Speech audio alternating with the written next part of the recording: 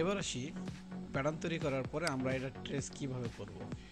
Trace করার জন্য দেখতেছেন এখানে একটি অপশন রয়েছে ট্রেস সেগমেন্ট। এখান থেকে আমরা বিল্ড পিসটা নিয়ে নেব। এখান থেকে নেওয়ার পরে আমরা যেটাতে যে বডিটা আমরা বের করব সেই বডিতে এরকম করে ক্লিক করব। যদি বেশি লাইন থাকে সেই লাইনগুলো ডিলিট করে দিতে পারেন এবং ডিলিট না করলেও হয়ে যায়, তবে অনেক সময় একটু প্রবলেমের মধ্যে পড়তে পারে। তো এরকম করে ক্লিক করবেন, এখানে একটা, এখানে একটা, এখানে একটা, এরকম করে ক্লিক করার পরে এটার মাঝখানে আবার একটা ক্লিক করে দিবেন। এই যে দেখেন এই বডিটা কিন্তু এখান থেকে বের হয়ে গেছে। এই যে, তো এইটা হচ্ছে আমাদের হচ্ছে মূল পার্ট। তো এরপরে আপনাদের যদি শেপের কোনো সমস্যা হয় সেক্ষেত্রে এখান থেকে আপনারা শেপগুলো ঠিক করে দিতে পারেন। তো আমি একটু ঠিক করে দিই, কারণ এই প্যাটার্নটার থেকে আমি বেশ কয়েকটা ভিডিও তৈরি করব।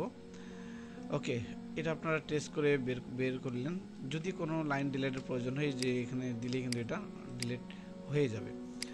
তো দেখতেছেন এই একটার থেকে কিন্তু ব্যাক এবং ফ্রন্ট দুইটা কিন্তু এখানে পার্ট হয়ে গেছে অলরেডি। ওকে, তো যেখানে যেখানে শেপ আছে সেখানে একটু ঠিক করে নেই শেপের সমস্যাগুলো।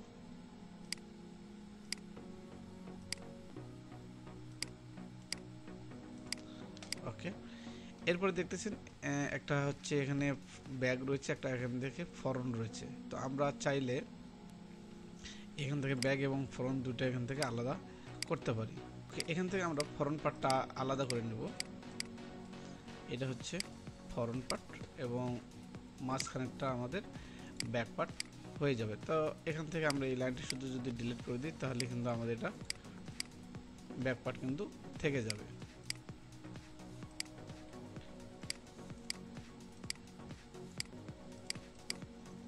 ওকে, এই পার্টটাকে আমি এখান থেকে ডিলিট দিয়ে দিলাম।